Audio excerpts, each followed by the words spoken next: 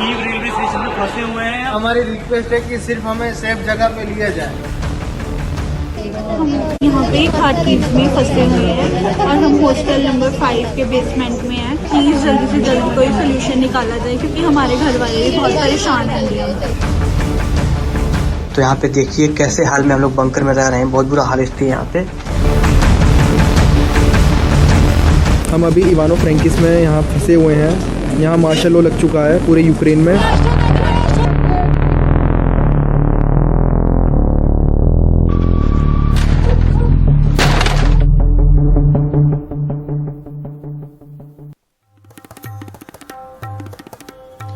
नमस्कार, सवाल इंडिया का में आपका स्वागत है। मैं हूं संकेत उपाध्याय। एक जंग छिड़ी हुई है। यूक्रेन का ये मानना था कि जंग बहुत पहले ही छिड़ गई थी। रूस का ये जो आक्रमण था यूक्रेन पर जो कल हुआ, वो अब ऐसा लग रहा है जिस तरीके की परिस्थिति अब बन रही है, वो कीव जो कि यूक्रेन की राजधानी है वहां तक पहुंच गए हैं। यूक्रेन की सेना लड़ने की कोशिश जरूर कर रही है, लेकिन यूक्रेन का ये कहना है कि वो अकेले पड़ गए हैं, अलग थलग पड़ गए हैं। दुनिया की कोई भी ताकत उनकी मदद नहीं कर रही। भारत की तरफ से भी यूक्रेन को कोई समर्थन वाली बात नहीं रखी गई है। रूस के प्रति भी समर्थन की बात नहीं रखी गई है, लेकिन हाँ, बातचीत में ये है कि हमारी प्राथमिकता वहाँ पर जो फंसे भारतीय हैं उनको लाना है। अगर हम सिर्फ इसी बिंदु के बारे में बात करें तो इस पर भी काफ़ी सवाल उठाए जा रहे हैं। सरकार की तरफ से ये ज़रूर बोला गया कि हमने कई एडवाइजरीज जारी की कि लोग वहाँ से बाहर आ जाएं, निकल आएं। समय पूरा एक सीक्वेंस में बताया गया कि इस दिन बोला, इस दिन बोला, इस दिन बोला। और अभी भी जो लेटेस्ट स्टेटमेंट्स आ रहे हैं उसमें ये बताया जा रहा है कि जितने भी आसपास के मुल्क हैं उनसे बातचीत की जा रही है कि किस तरीके से वहाँ पर प्लेन उड़ाए जा सकें और बिना खर्चे के जो भारतीय वहाँ पर फंसे हैं, करीब 18,000 भारतीय हैं वहाँ पर, उनको यूक्रेन से बाहर निकाल के हिंदुस्तान लाया जा सके। इस सब के बीच में सवाल भी पूछे गए कि ये सब पहले क्यों नहीं हुआ। कुछ छात्रों ने ये भी आरोप लगाया कि प्रेडेटरी प्राइसिंग हो रही थी। इसका मतलब ये कि जो टिकट 20-1 हज़ार रुपए की थी वो 70-75 हज़ार रुपए की हो गई। ऐसा क्यों? ये स्थिति क्यों हुई? क्या मुनाफा कमाने की कोशिश कर रही थी कुछ एयरलाइंस? इस तरीके के भी सवाल उठे।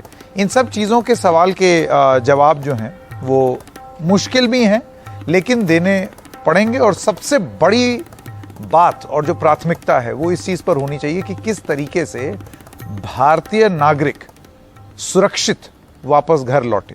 तो आइए आपको सबसे पहले ये बता दें कि भारतीयों को निकालने के लिए तैयारी क्या हो रही है। यूक्रेन में फंसे भारतीयों को सरकार लाएगी, ऐसा सूत्रों के हवाले से जानकारी मिली है। सूत्र कहते हैं कि यूक्रेन से लाने का सारा खर्चा सरकार उठाएगी।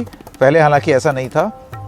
सूत्र ये भी कहते हैं कि यूक्रेन के पड़ोसी देशों से फ्लाइट से लाया जाएगा। अब आपको ये बता दें कि यूक्रेन का क्या कहना है। यूक्रेन के जो राष्ट्रपति हैं उनका संदेश है जिसमें वो कह रहे हैं युद्ध में अकेला पड़ गया यूक्रेन, रूस से लड़ने के लिए अकेला छोड़ दिया पूरे विश्व ने। सभी यूरोपीय देश रूस से डरते हैं। दुनिया का सबसे ताकतवर देश दूर से देख रहा है। रूस पर आर्थिक प्रतिबंध लगाए गए, पर ये प्रतिबंध विदेशी सैनिकों को हमारी ज़मीन से हटाने के लिए नाकाफ़ी हैं। यूक्रेन को राजनीतिक तौर पर तबाह करने की कोशिश की जा रही है। मैं रूस का नंबर 1 टारगेट हूँ, मेरा परिवार टारगेट नंबर 2 है। मैं राजधानी में अपने लोगों के साथ हूँ, मेरा परिवार गद्दार नहीं है। तो ये सब बयान हैं जो दिए जा रहे हैं। जो बड़ा सवाल है वो 2 फ्रंट्स पर हैं और हम भारत से ही, क्योंकि ये सवाल इंडिया का है, जो भारत की तरफ से जो सवाल हैं, जो 2-3 चीज़ें हैं प्रमुख रूप से। एक तो है कि क्या हम ये एडवाइजरीज जो जारी कर रहे थे उसमें हम मदद और जल्दी दे सकते थे? क्या इसको और सुचारू ढंग से किया जा सकता था? जो छात्र अभी फंसे हैं, क्या हम एक ऐसी स्थिति कर सकते थे कि ये ना फंसे रहते? क्या उसमें हमने देरी की? क्या एक ऐसी स्थिति हुई कि फ्लाइट्स जो हैं वो उस समय करीब 10-1 दिन पहले, 12 दिन, 15 दिन पहले बहुत ज़्यादा पैसा वसूल रही थी, जिस वजह से कुछ छात्रों ने ये सोचा कि छोड़ो, जो इतना ज़्यादा पैसा कौन देगा? क्या ऐसी स्थिति हुई? और जो दूसरी बड़ी बात है कि भारत का रुख क्या हो। क्या हम अमेरिका की तरफ झुकाव रख के अपनी नीति बनाएं? अब वो क्या बहुत कारगर कदम होगा, या हम रूस की तरफ कदम बना करके रखें या उनसे अलाइन हो जाएं? क्या वो सही होगा? क्योंकि यहाँ पर रूस जो है उसने आक्रमण किया है, वो अग्रेसर हैं यहाँ पर। तो ये दोनों चीजें हैं जिन पर अब हम चर्चा करेंगे। मैं स्वागत करना चाहता हूं एक एक करके अपने मेहमानों का और उनसे ये सारे सवालों पर जवाब लेंगे। इस बीच कुछ जानकारियां ये भी आ रही हैं कि यूक्रेन आर्मी का ये कहना है कि हम रूस की जो फौज है उससे उनकी राजधानी जो है कीव, वहाँ पर लड़ रहे हैं। मतलब रूस की फौज राजधानी तक आ चुकी है इस खबर के मुताबिक। स्वागत करना चाहता हूं कमर आगा, आप एक्सपर्ट हैं इंटरनेशनल अफेयर्स के। Sushma Kumari 5th year student हैं विनित्सिया नेशनल मेडिकल यूनिवर्सिटी की। Professor Sanjay Pandey, centre for Russian and Central Asian studies, school of international studies JNU से। स्कंद तयाल फॉर्मर डिप्लोमेट हमारे साथ जुड़ गए हैं और पिनाक रंजन चक्रवर्ती, आप भी फॉर्मर डिप्लोमेट हैं। आप सब लोगों का बहुत बहुत धन्यवाद। मैं सबसे पहले सुषमा कुमारी जी से शुरू करना चाहता हूं। सुषमा जी, आपको मेरी आवाज़ आ रही है? आप उस समय की अभी जो स्थिति है उसके बारे में हमें कुछ अगर बताना चाहें। स्थिति अभी कंडीशन तो बहुत ज़्यादा स्ट्रेसफुल है यहाँ पे, क्योंकि डेली हमें सुबह उठ के 5 बजे एकदम हम सो नहीं पाते हैं। हमें 5 बजे सायरन सुनाई देता था suddenly, and then we have to go underground जाना पड़ता है। तो सिचुएशन तो बहुत क्रिटिकल है बोला जाए, पर क्योंकि मैं विनित्सिया में हूँ तो थोड़ा वेस्टर्न रीजन रह गया मेरा, तो अभी के लिए ये सेफ है थोड़ा। फिर भी यहाँ पे हमें रोज डर बना रहता है। हमें तुरंत भेज दिया जाता है, बैग्स पैक करते हैं, हम नीचे जाते हैं पूरा सारी डॉक्यूमेंट्स लेके, और कोई वहाँ पे वही हम लोग वी डोंट हैव एनीथिंग, खाना वगैरह, और अंडरग्राउंड है तो टेम्परेचर भी बहुत लो है यहाँ पे, तो उसका भी कंडीशन खराब है। प्लस ये सारी चीजें हैं यहाँ पे। अभी तक तो बहुत ज्यादा स्ट्रेसफुल हो रही है। रोज न्यूज देख रहे हैं तो पैनिक भी हो रही है। पेरेंट्स का रोज बार बार कॉल आना, पेरेंट्स भी पैनिक कर रहे हैं इस चीज को लेके। तो पेरेंट्स को भी समझाना, उनको ये हो रहा है कि मतलब हाँ बच्चे कब आएंगे, तो बहुत मतलब सुषमा जी, मैं एक सवाल आपसे पूछना चाहता हूँ। देखिए एक सवाल मैं आपसे पूछना चाहता हूँ। ये आवाज भी हम कुछ सुन रहे हैं बैकग्राउंड में, क्या ये सायरन बज रहा है आपके पीछे? यस बिल्कुल, इसी सायरन की बात कर रही हूँ मैं। हमारे यहाँ पे 3 सायरन बजते हैं, तो हमें इंस्ट्रक्शंस दे रखे हैं कि जैसे ही आपको सायरन बजे आपको तुरंत अपना बैग पैक करना है, जहाँ पे भी हो आप वहाँ छोड़ के आपको अंडरग्राउंड हो जाना है। यहाँ पे सर्टेन बंकर्स प्रोवाइड किए गए हैं हमें, सर्टेन अंडरग्राउंड वो है, कुछ लोकेशंस सेंड किए हैं बच्चों को, जैसे यूनिवर्सिटी के अंडरग्राउंड भी है, तो वहां पे हम तुरंत चले जाते हैं। तो ये first siren is okay, just an alert. If there are 3 siren तो you know it's an emergency situation, तो anyway you have to be down there. तो ये इसी वजह से रोज 5 बजे इन मॉर्निंग डेली खाने वाने की क्या, खाने की, पैसे की, इन सब चीजों की समस्या आ रही है? मैं अगर अपनी यहाँ की विनित्सिया की बात करूँ, अभी अगर यहाँ की देखी जाए तो अभी आ तो रही है, क्योंकि अभी एकदम से हमें स्टॉक लेके आना पड़ा सब कुछ। सबने यही बोला कि कुछ भी अनसर्टेन है बिल्कुल सिचुएशन, तो आप प्रिपेयर्ड रहें। अब इवैक्यूएशन आपका कब होगा, तो अभी स्टॉक के लिए हम लोगों ने सारा सामान वगैरह लेके आए हैं। करेंसी का भी थोड़ा डिफरेंस है, तो एज सच ये कहा जाएगा कि हम लोग डेली नॉर्मल खाना नहीं खा रहे। बिस्किट्स रख रखे हैं, फ्रूट्स रख रखे हैं, जस्ट एक स्टोरेज अमाउंट में हमने रख रखा है, जो हम एटलीस्ट हम लोग थोड़ा सर्वाइव कर जाए ढंग से, ताकि हम सेफ भी रहे और हमारे पास फूड भी हो। तो बच्चों ने बैग में सिर्फ डॉक्यूमेंट्स और खाना डाला हुआ है, जिसमें बिस्किट्स है हमारे पास एंड दिस फ्रूट्स वगैरह। तो ऐसे ही चल रहा है अभी काम। कोई टाइमिंग नहीं है हम लोगों की खाने की, कि जैसे कि हम प्रॉपरली टाइमिंग खाना खा पा रहे हैं। तो ये तो है, एक समस्या भी है ये। इंडियन एम्बेसी से संपर्क किया आपने सुषमा जी? क्योंकि वो इवैक्यूएशन के बारे में बड़ी बात हो रही है। ये बोला गया कि इतनी सारी एडवाइजरी दी थी, और एडवाइजरी जो है ये नहीं बोला कि माना नहीं लोगों ने, लेकिन एडवाइजरी सरकार का कहना है हमने बहुत सारी एडवाइजरीज दी थी कि आप कैसे कैसे निकल सकते हैं। बहरहाल अभी जो है आपने संपर्क करने की कोशिश की है इंडियन एम्बेसी से, क्या आपको जानकारी मिल रही है? हाँ जी बिल्कुल, एडवाइजरी बिल्कुल जारी की गई थी हमारे लिए, पर जैसे अभी आपने बोला था वो फ्लाइट्स वाली सिचुएशन थी हम लोगों की, कि फ्लाइट्स के प्राइस एकदम से हाइप हो रहे थे, और उसकी वजह से थोड़ा सा सब नहीं है, there are certain middle class people also, तो उनका ये था कि चलो ठीक है एक दिन बाद। तो अभी रिसेंटली मेरी ही 25th की फ्लाइट थी, बट सडनली 25th को ही ये चीज हो गई, मतलब 24th को हो गई, तो उसकी वजह से all the flights got delayed. दूसरा ये जो एम्बेसी है, अभी इवैक्यूएशन वाली बात सच है, अभी उन लोगों के पास हमारी इंफॉर्मेशन गई है, and they are contacting us, they are asking our details everything. और अभी विनित्सिया में उन लोगों ने 50 वॉलेंटियर मतलब 50-50 स्टूडेंट्स करके उन्होंने एक वो बनाया है कि 50 स्टूडेंट्स जाएंगे विद 1 वॉलेंटियर, और वो ओनली एम्बेसी ऑर्डर देगी तभी, ऐसा नहीं कि बच्चा खुद मतलब अपने उस पर रिस्क पे चला जाए। तो अभी इन लोगों ने ये चीज स्टार्ट की है और आज ही सेकेंड ईयर के बच्चे जो यहाँ के हैं उनका इवैक्यूएशन स्टार्ट हुआ है, तो उन लोगों को अभी बुलाया गया है। तो अभी स्टार्ट मतलब हो गया मोस्ट प्रोबेबली। ठीक है सुषमा जी, बहुत बहुत धन्यवाद। हौसला बनाए रखिए। जिस तरीके से भारत सरकार का ये कहना है कि भारतीयों को वहां से निकाला जाएगा, सरकार कार्रवाई कर रही है, ऐसा सरकार का दावा है। उम्मीद करते हैं कि आप तक भी मदद पहुंचेगी और आप भी वहां से सुरक्षित निकल आएंगी। बहुत बहुत धन्यवाद हमसे बात करने के लिए। पिनाक रंजन चक्रवर्ती भी हमारे साथ हैं। चक्रवर्ती जी, अब मैं देखिए दो मेन मुद्दों पर बात करना चाहता हूं और आपसे मैं ये जानना चाहता हूं कि ऐसी सिचुएशन में, ये बहुत ज़्यादा नहीं आती लेकिन जब आती है तो बहुत ज़्यादा चुनौती भरी होती है, चैलेंजिंग होती है। ऐसी सिचुएशन में भारतीयों को वहाँ से निकालना, इवैक्यूएट करना, उसमें हमको इस बात से आगे बढ़ना कि हमने एडवाइजरी दे दी थी, ये इससे ज़्यादा कितना ज़रूरी है? क्योंकि महज एडवाइजरी दे देना, आपको लगता है कि वो काफ़ी नहीं होगा? तो जैसे कि छात्र कह रहे हैं कि अगर फ्लाइट्स कहाँ 20-20 हज़ार की टिकट अगर 70-75 हज़ार की हो जाए, डबल से भी ज़्यादा, कैसे मिडिल क्लास आदमी अफोर्ड करेगा? देखिए, इसका एक क्रम होता है कि पहले एडवाइजरी देते हैं क्योंकि सिचुएशन समझ के आगे बढ़ना पड़ता है। अब किसी को तो पुतिन साहब ने, हमारे एम्बेसडर को तो बताया नहीं था कि हम फलानी तारीख को अटैक करेंगे, तो वो ये तो किसी को पता भी नहीं था। तो इसलिए ये कहना कि हमारी एम्बेसी, जो वहां पे हमारी एम्बेसी में 10-15 लोग होते हैं, उनके पास इतने रिसोर्सेज भी नहीं होते हैं कि वो सब जगह जाके, और इतना बड़ा देश है यूक्रेन, छोटा देश तो नहीं है, और हमारे बच्चे जो है बहुत जगह बिखरे हुए हैं, तो इसमें थोड़ा टाइम लग जाता है। वेबसाइट वगैरह जो है एम्बेसी का, तो उसमें उसके माध्यम से भी हो रहा है, रजिस्ट्रेशन होना चाहिए। देखिए, हमारे एम्बेसी के वेबसाइट पे, हर एक एम्बेसी के वेबसाइट ये कहा जाता है हमारे देशवासियों के, अगर आप इस देश में आए हैं, क्योंकि कोई पूछ के तो नहीं जाता ना कि यूनिवर्सिटी में मैं वहां पढ़ने जा रहा हूँ, वो सरकार को बता के तो नहीं जाता।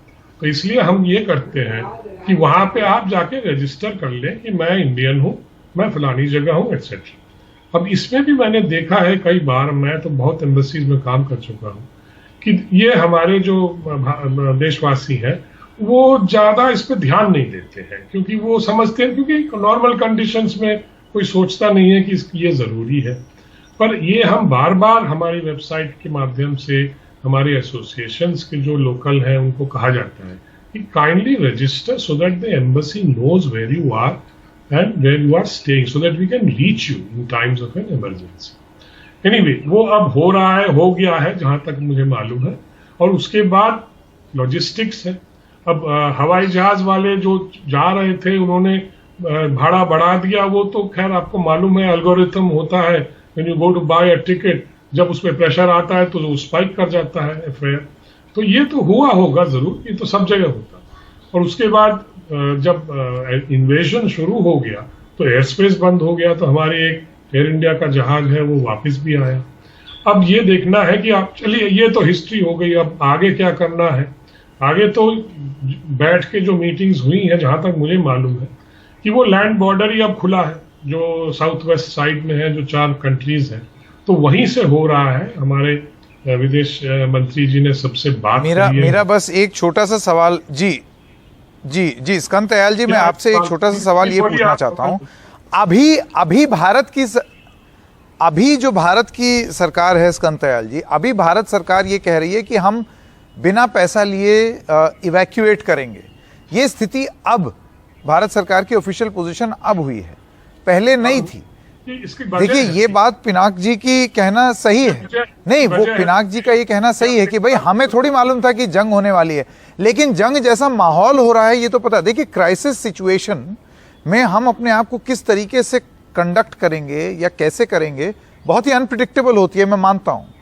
लेकिन अभी अगर ये इस बात का उल्लेख करना, हमने ये एडवाइजरी दी, मुझे नहीं लगता ये सबसे चतुर रणनीति है कि हमने तब बताया था, तब बताया था। दिक्कत अब है, अब आगे क्या हो सकती है? क्या होनी चाहिए रणनीति? देखिए, मैं आपने तो समझता हूँ जजमेंट पास कर दिया दयाल कि साहब, ये चतुर नहीं है, आप बता दीजिए लोगों को। मैं समझता हूँ कि 21 फरवरी का जो प्रेसिडेंट पुतिन का बहुत लंबा भाषण था, उसके बाद ये बड़ा क्लियर हो गया था कि रूस कोई ना कोई बड़ा कदम लेने वाला है। और मैं समझता हूँ कि उस समय ही हमें एवैक्यूएशन को शुरू कर देना चाहिए था। और जब विंडो खुली थी 23 तारीख तक, तो हमें एक दो एयर इंडिया के प्लेन नहीं, अपने जो ट्रांसपोर्ट प्लेन्स हैं इंडियन एयरफोर्स के, उनको भेजना चाहिए था। मैं समझता हूँ कहीं ना कहीं असेसमेंट में गलती रही है और हमें सबको इसको स्वीकार करना चाहिए। और आगे कैसे जाना है, देखिए, बड़ी बड़ी लड़ाइयाँ होती हैं तब भी एयर कॉरिडोर खोल दिया जाता है। दोनों पक्ष, भारत के दोनों पक्ष दोस्त हैं। यूक्रेन से भी हमारी मित्रता है, रशिया से भी हमारी मित्रता है। उनसे कहें कि भाई 1-2-3 घंटे के लिए आप ये सब लड़ाई बंद कर दीजिए। और ऐसा होता है, बड़ी बड़ी लड़ाइयों में भी ऐसा होता है। एक तो इस तरफ काम करना चाहिए और हमारे पूरे इंडियन एयरफोर्स के प्लेन्स को मोबिलाइज करके रखना चाहिए।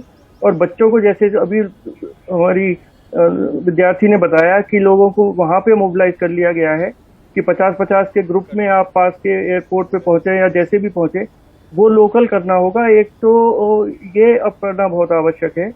दूसरा, जगह दूसरे कंट्री में क्रॉस करेंगे, देखिए वहाँ के वीजा की भी आवश्यकता होती है। एक्सटर्नल अफेयर्स मिनिस्टर जयशंकर साहब ने पड़ोसी देशों के विदेश मंत्रियों से बात की है और उनको ये आश्वासन देना चाहिए कि भारत के जितने विद्यार्थी आपके बॉर्डर को क्रॉस करेंगे, वो उनको आप आने दें और विद इन 24 आवर्स हम उनको इंडिया ले जाएंगे। वो वहाँ शरणार्थी नहीं बनेंगे, वो केवल ट्रांजिट के लिए आप उनको 3 दिन का वीजा दे दें और हम उनको एकदम वापस ले जाएंगे। और वहाँ के लिए भी हमारे जो ट्रांसपोर्ट प्लेन्स हैं एयरफोर्स के, वो सब तैयार रहने चाहिए। तो बैकअप ऑपरेशन यहाँ कंप्लीटली बिल्कुल तैयार होना चाहिए। और हमारी एम्बेसीज जो पोलैंड की हैं या हंगरी है, जो भी रोमानिया, जो भी एडजेसेंट कंट्रीज हैं, वहां बात करें। वहां से टीम्स ऑलरेडी भेज दी गई हैं बॉर्डर के पास। ये एक बहुत कोऑर्डिनेटेड प्रोफेसर संजय पांडे जी, किया जा सकता है। प्रोफेसर संजय पांडे, आपकी क्या राय है? नहीं, मैं अब ये तो किसी को नहीं मालूम था कि जंग होगी, लेकिन एक माहौल था। ऐसे में आपको लगता है कि एडवाइजरी इशू करने से आगे कुछ कर सकते थे हम? यहाँ उद्देश्य मील निकालना नहीं है, उद्देश्य है कि किस तरीके से हम उन भारतीयों को बचाएं। उनको अगर हम एडवाइजरी थोप देंगे तो बात नहीं बनेगी ना। उनका ये कहना है टिकट महंगी होगी। सहमत हूं आपकी बात से और एम्बेसडर स्कंद दयाल की बात से मैं सहमत हूं। लेकिन मैं सिर्फ यही कहूंगा कि वो विंडो बहुत कम देर के लिए थी। जब ये समझ में आने लगा, पुतिन ने जब स्वतंत्रता की उसको एक्सेप्ट कर लिया डोनेट्स्क लुगांस्क में, उसके बाद से मुश्किल से 1 दिन से 1.5 दिन का वक्त था। उस बीच में संभवतः हम कुछ कर सकते थे, परंतु शायद वो समय पर्याप्त नहीं था। तो कुछ गलतियां हुई हैं, लेकिन ये भी सच है कि हमारा पुराना ट्रैक रिकॉर्ड इवैक्यूएशन के मामले में काफी अच्छा है और 30 साल से ज्यादा का है। 1990 में पहली बार इराक से हमने किया था और हाल में पिछले साल हमने अफगानिस्तान से किया। सिर्फ अपने ही नेशनल्स को नहीं और कई देशों के भी नेशनल्स को हमने निकाला था। थोड़ी लापरवाही हुई, थोड़ा शायद स्थिति को समझने में भी मुश्किल हुई। किसी ने ये नहीं समझा था 2 दिन पूर्व कि ऐसा कुछ होने वाला है और इतनी जल्दी होने वाला है। इसलिए वो बेनिफिट ऑफ डाउट हम दे सकते हैं हमारी सरकार को। जी कमर आगा साहब, मैं आपसे जानना चाहता हूं, क्योंकि इस डिस्कशन में अभी हम भारत की क्या पोजीशन हो उस पर तो जा ही नहीं रहे। भारतीय नागरिकों को वहां से निकाला कैसे जाए? ऐसी स्थिति में क्या किया जा सकता है? क्या किया जा सकता था उस पर तो चर्चा हो गई, अब क्या किया जा सकता है? एक ही था कि जितनी जल्दी हो सके इनको वहां से निकाल के पहले बगल के पड़ोसी देश में पहुंचा दिया जाए। इवैक्यूएशन बाद में होता रहेगा, वो एक बड़ा ऑपरेशन है और उसमें समय लगेगा।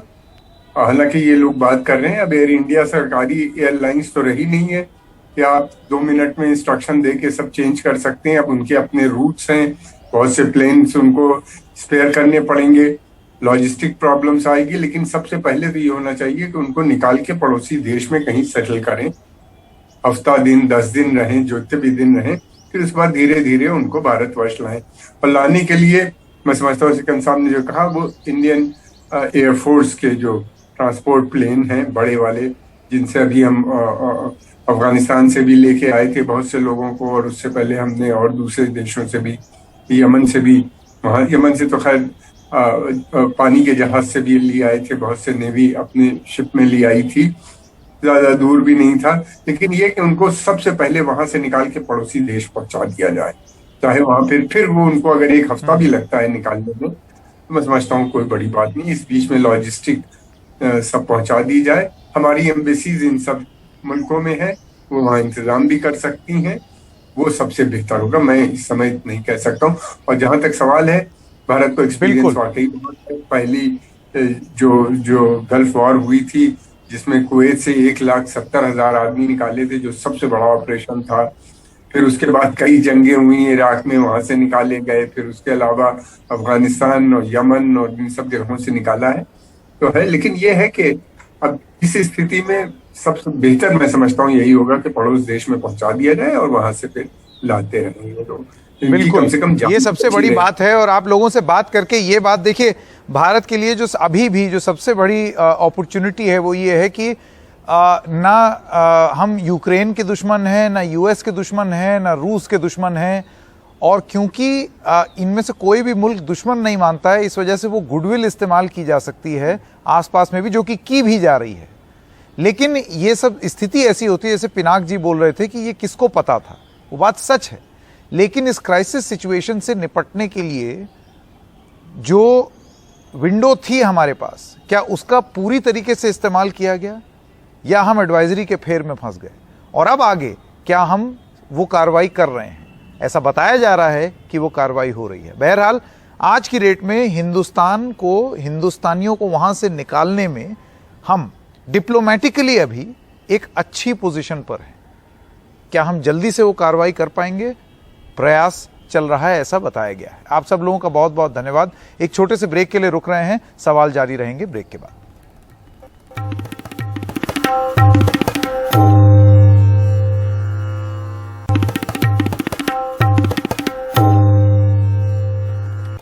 एक बार फिर से आपका स्वागत है। और आइए अब आपको बता दें कि यूक्रेन में जो फंसे हुए भारतीय छात्र हैं वो क्या कह रहे हैं। लगातार वो अपना वीडियो बना करके सोशल मीडिया पर डाल रहे हैं, ये बताने के लिए कि किस किस्म की स्थिति है, क्या हो रहा है उनके साथ, और लगातार मदद की गुहार लगा रहे हैं। आइए सुनते हैं।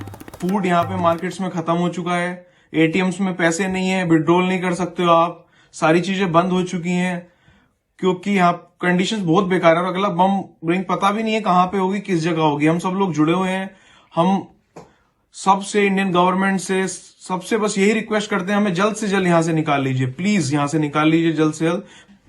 हम सभी यहाँ पे फंसे हुए हैं। हमारी फ्लाइट थी कल की जो कि कैंसिल हो गई है क्योंकि आज ही वार सिचुएशन स्टार्ट हो गई है। यहाँ पे जो अटैक हो रहे हैं, जो मिसाइल्स देखने को मिल रही है, कई वीडियोस शेयर हो रही है, हमने सामने से भी देखा है लाइव। कि जितनी जल्दी हो सके सारे इंडियंस को यहाँ से ले जाए क्योंकि अब सिचुएशन अब अंडर कंट्रोल नहीं रही यहाँ पे, क्योंकि रशिया अब इन्वेजन कर चुका है। So please request to government, हमको जल्द से जल्द इंडिया ले जाए।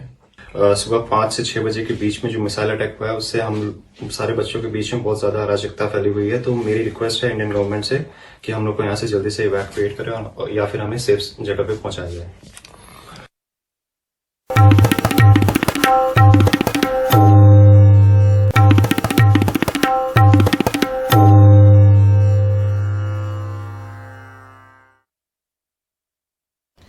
और आइए अब आपको बताते हैं कि किस तरीके से और भारतीय जो कि फंसे हुए हैं यूक्रेन में, वो कैसे अपील कर रहे हैं। अब जो ताज़ा जानकारी आई है, वहां अपने हॉस्टल के बेसमेंट में फंसी हुई अमृतसर की एक छात्रा ने भारत सरकार से अपील की है कि उन्हें जल्दी से जल्दी वहां से निकाला जाए।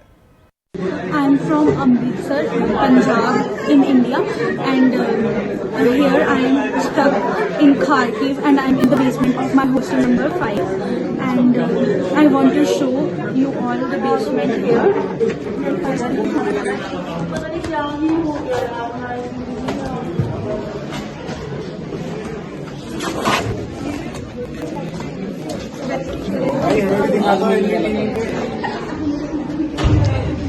There are approximately 500 students here stuck in the basement right now.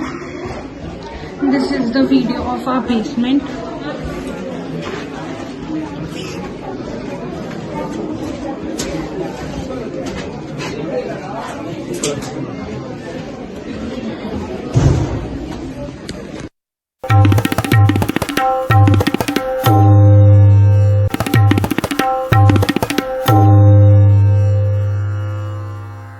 और यूएस प्रेसिडेंट जो बाइडेन, उन्होंने एक जो अपना संदेश दिया उसमें अमेरिका का रुख उन्होंने साफ किया। एक बात सीधी है कि अमेरिका ये लड़ाई नहीं लड़ेगा। उनका ये कहना है कि हम नेटो जो अलायंस में हैं उनके साथ, उन्हीं के मुल्क में अगर आक्रमण होता है तो तब वो एक्शन लेंगे और यूक्रेन उसमें शामिल नहीं है। Our forces are not and will not be engaged in the conflict with Russia in Ukraine. Our forces are not going to Europe to fight in Ukraine, but to defend our NATO allies and reassure those allies in the East. As I made crystal clear, the United States will defend every inch of NATO territory with the full force of American power. And the good news is, NATO is more united and more determined than ever